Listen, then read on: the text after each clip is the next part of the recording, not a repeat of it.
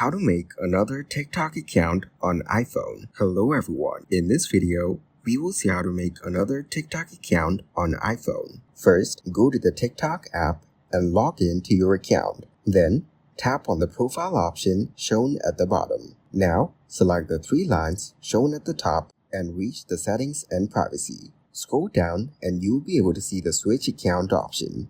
Tap on it and you have to select the option of adding an account.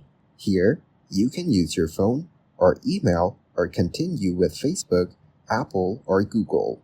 Then, you can choose any of these methods and make another account.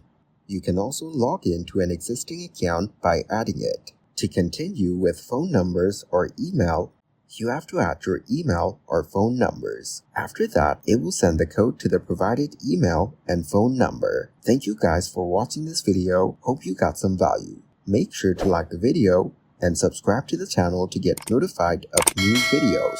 See you in the next one.